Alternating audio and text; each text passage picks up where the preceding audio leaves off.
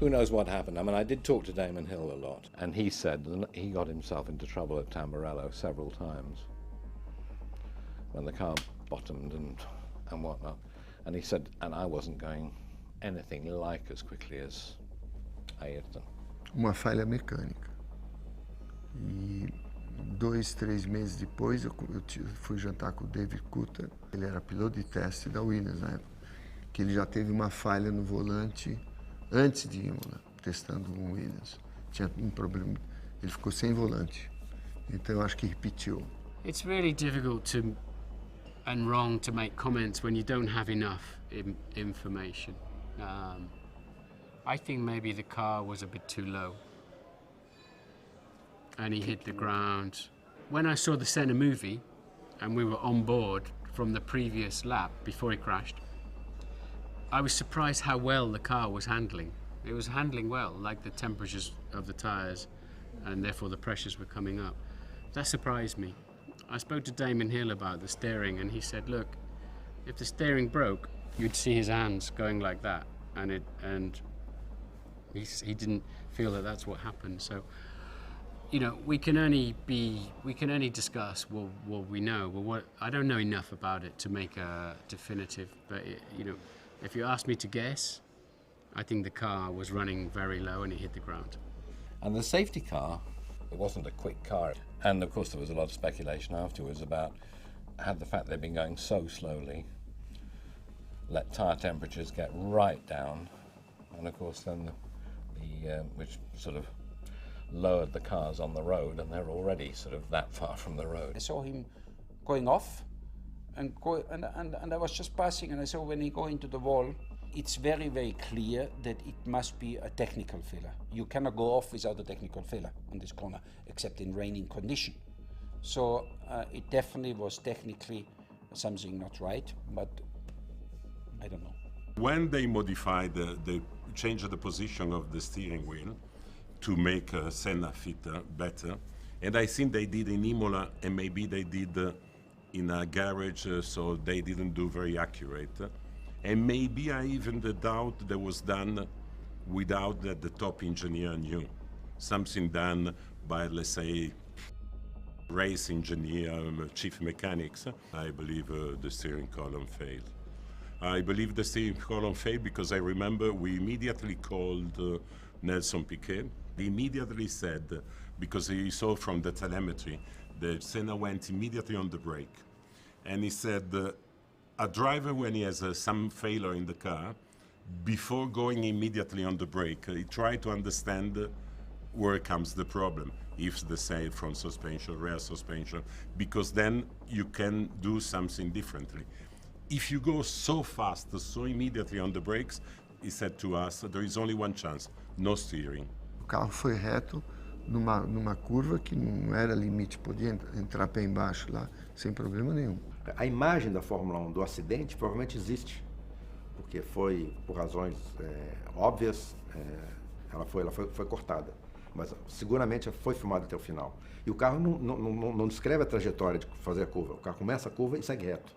Era uma curva difícil, de alta e tal, mas nada para você sair reto na entrada da curva, né? Tipo, começou a virar e de repente foi reto. From what I saw, and from my images on the screen, and my instinct as a racing driver, if, for example, as has been suggested, it was a lot of loss of grip at the rear because of the aerodynamics, I would have expected the car to make a very sudden snap movement.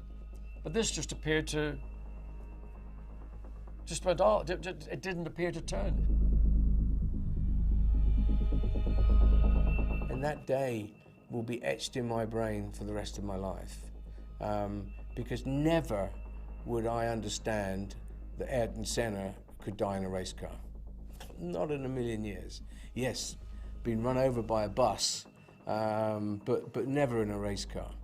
And that's why I still to this day don't believe that Ayrton Senna made a mistake on that day. おそらくあの事故を防げたのはアイルトン自身でしかなかったのかなと。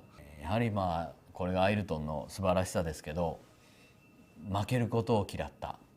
Somehow never thought Ayrton would survive the sport. O Ayrton foi quem pediu que fosse soldado aquilo para diminuir um pouquinho que estava incomodando ele nas pernas. Ninguém hesitou em fazer aquela solda, porque aquela solda não quebra nunca. Mas no momento em que aconteceu o acidente, tem uma testemunha que me disse que o Patrick Head botava a mão na cabeça e falava: foi a coluna de direção, foi a coluna de direção.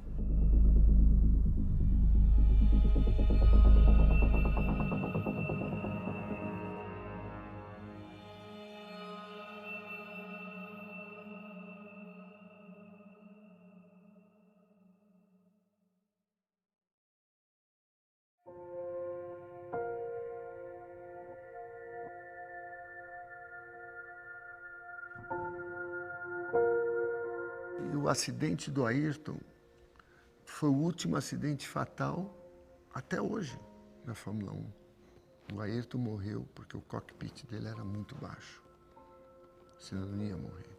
Não era para aquela suspensão entrar no capacete. Na minha opinião, era ridículo.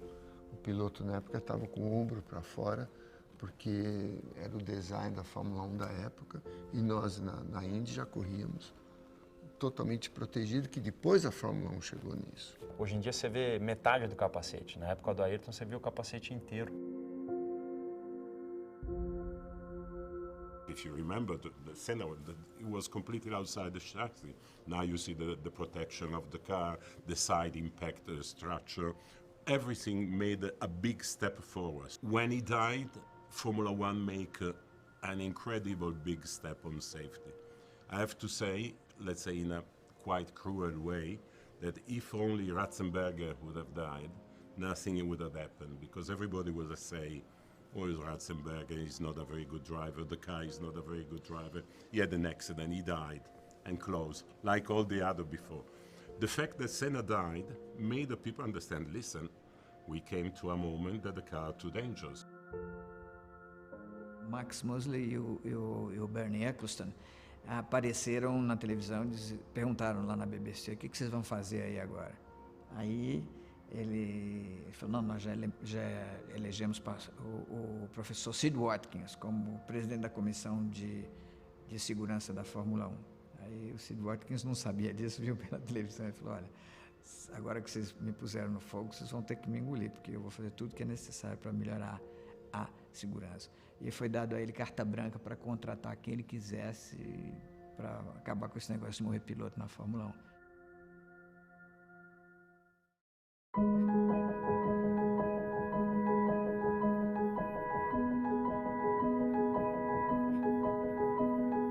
If Senna were now a top Grand Prix driver, I think he would hate a lot of it. I truly do. I mean, you, for instance, you can't any longer win a race and stop on your slowing down lap and pick up a flag. It's against the rules. I think he would hate the fact that, well, for instance, you know, you have a gearbox change and you lose 5 places on the grid. Can you imagine having to break the news to Senna? The fact that it's all now so much more controlled and also so much more complicated. I mean, the rules are endless rules that simply didn't exist, you know, during Ayrton's time. I will remember that I was on the Grand Prix grid with Ayrton Senna. I can't say the same for Nelson Piquet. I can't say the same for Alain Prost. I can't say the same for Nigel Mansell or Patrese or any of the great drivers. But I can say the same for Ayrton Senna, because he made an impact on not just my life, but millions and millions and millions of life. You meet people like that maybe once or twice in your life. I don't know what it is makes them so special, but you know, I once met Juan Manuel Fangio, and for me it was like meeting literally God. And I think that Ayrton would have been, had he lived and continued, would have been mentioned in the same kind of holy sort of arena of Fangio and Senna as being what I consider to be the truly greats of our sport. You rate a driver. If you say he's no Senna, in the 50s you would have said, well, he's no Fangio.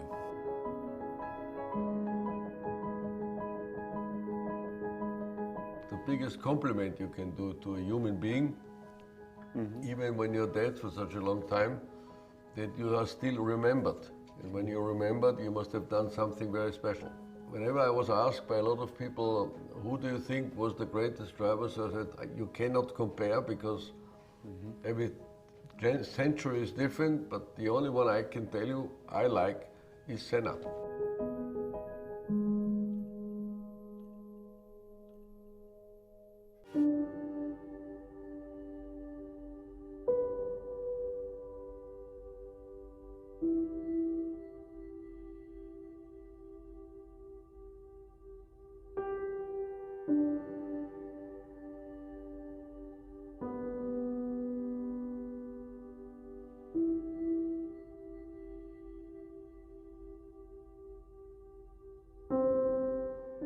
In 94, I'll never forget Suzuka that year with the atmosphere in the place, because Senna wasn't there. The place was packed, of course, as it always was.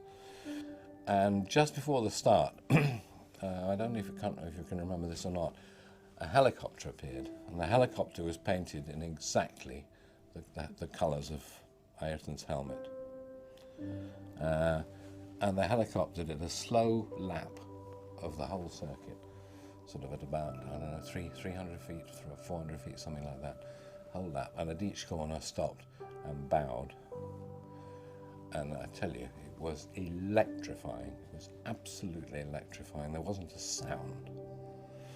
And then the helicopter went, and then they all clapped. Being Japanese, they clapped. It was one of the most moving moments I've ever experienced in motor racing. It was the most extraordinary thing.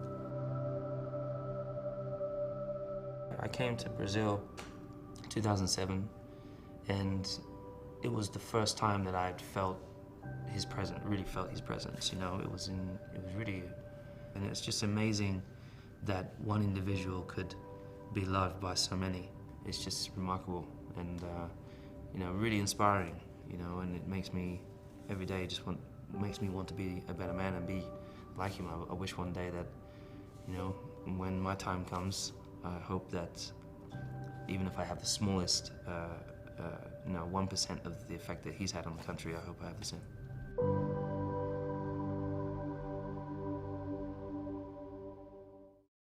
Me fez falta demais nas minhas 11 vitórias eu não poder parar na pista para pegar uma bandeira e eu não ter uma bandeira na pista para levantá-la. Por quê? Porque não deixavam nem a bandeira chegar.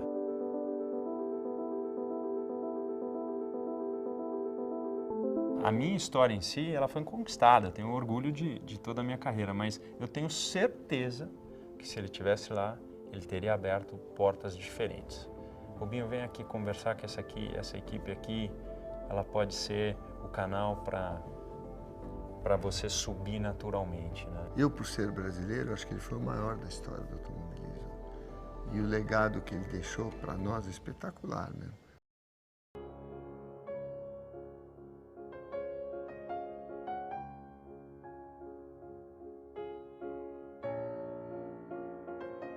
Talvez de primeira mão você saiba agora que se não fosse o Ayrton Senna, eu não teria virado atleta. Talvez eu não tivesse sido campeã olímpica. Foi lindo essa provocação do hino, de ouvir o hino e ter ele no pódio, né? Que a gente tem o ídolo nosso, né? Tem a nossa inspiração.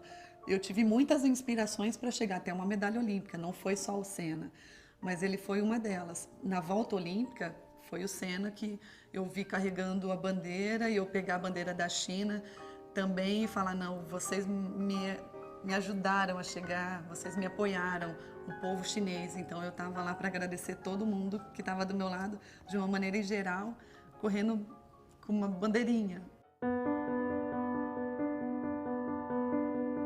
A gente não está acostumado a ir lá e pisar em cima do outro e eu sou melhor e eu vou te ganhar. O brasileiro é assim, ele é humano. Então essa é uma característica humana que prejudica na hora do esporte.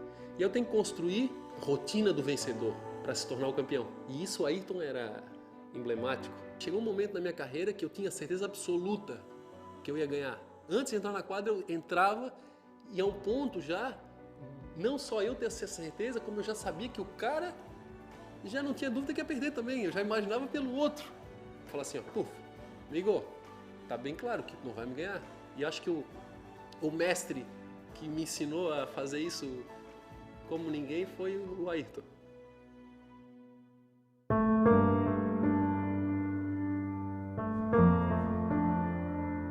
I never described to anybody yet what we really saw and what really happened, and I don't want to do. But it was clear for me that we're not going to see him anymore, and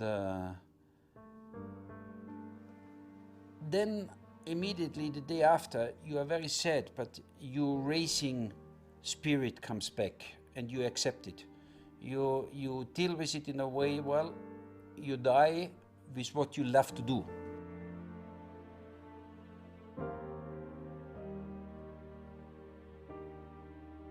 It's a great irony and slightly uncomfortable that Formula One went up in popularity after the death of Ayrton Senna, because people took note of it, and it's like, what is this business? What is this sport? And he became a global icon, not just a Formula One icon.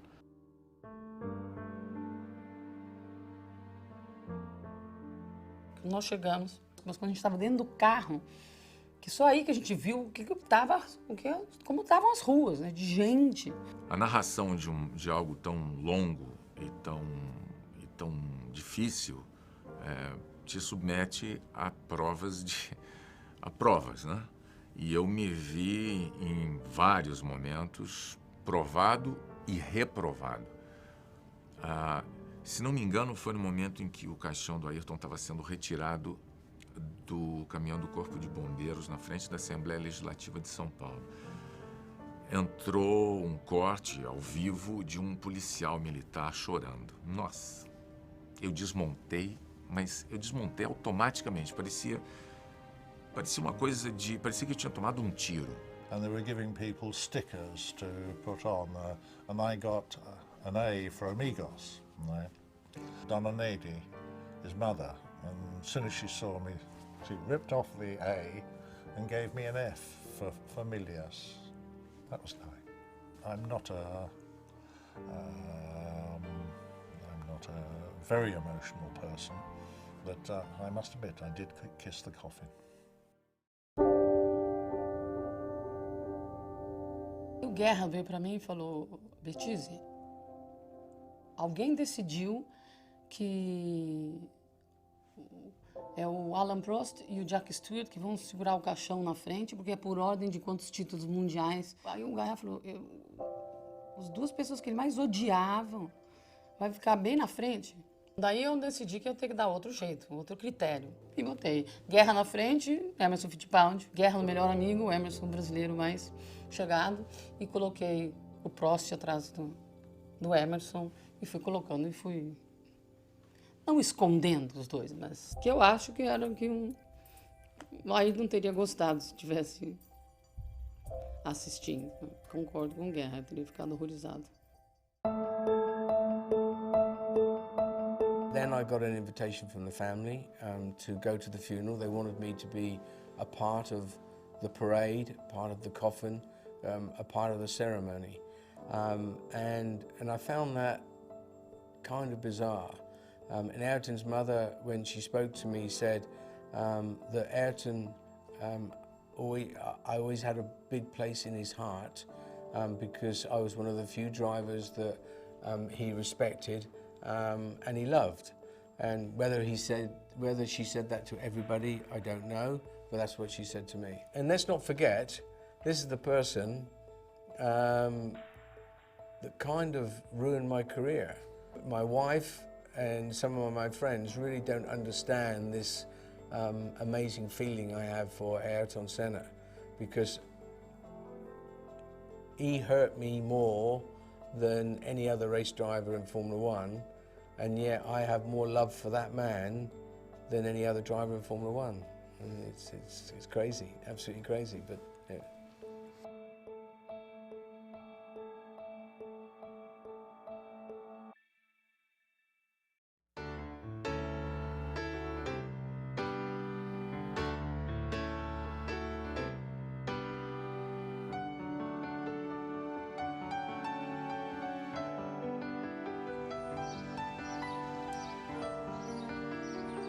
São milhares de recortes. Ele em Angra, ele viajando, ele de férias. Eu tenho tudo sobre ele, não só de Fórmula 1, sobre a vida particular, pessoal, familiar dele.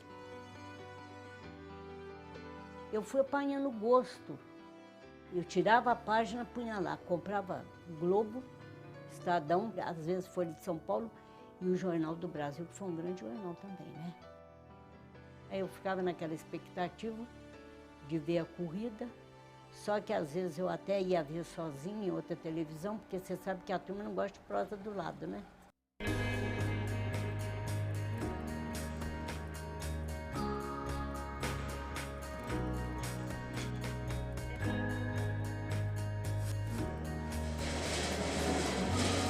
Aquele pôster, na verdade, eu só fui ter coragem de montar aquele quebra-cabeça muitos anos depois da morte dele, né? E eu coloquei lá porque é um simbolismo para mim, são as paixões. Né? A paixão pelos meus carrinhos antigos ali e a paixão pelo Ayrton Senna. Eu acho que o esmero daquela restauração, aquela perfeição, acho que tem tudo a ver com ele. Que sempre procurou guiar de uma forma perfeita, sempre tentou buscar a perfeição em tudo que fazia. Eu tenho alguns livros, tenho miniaturas que eu procurei colecionar e retratar toda a carreira dele. Tem as Tolemas, eu tenho as Lotus, eu tenho as McLarens, né? Tem a Williams, tenho, vamos dizer, os principais carros que ele correu. Ainda estou em busca aí dos Fórmula 3, mas ainda já vai ter.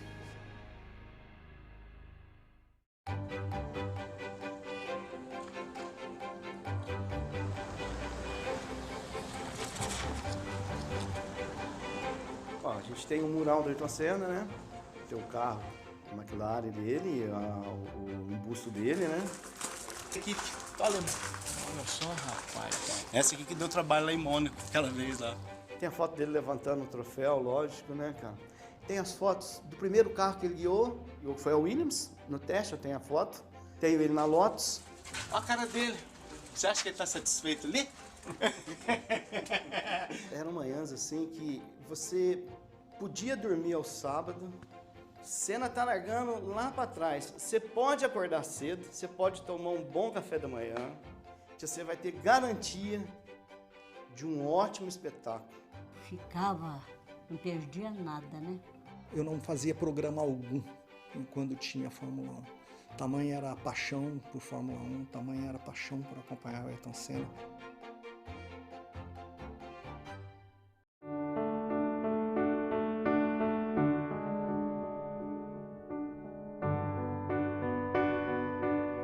Nesse dia, minha esposa dormindo e estava deitado ali no meu sofá vendo a Fórmula 1 e foi um dia... Ficou um sentimento, como todo brasileiro, da perda de alguém muito próximo. Por mais distante que ele fosse de todos nós. Eu me trancava às vezes dentro do armário de pôr vassoura, de limpeza, para chorar. O Ismael, meu marido, médico, né? Ele disse, Leda, para de chorar desse jeito, você vai ficar doente.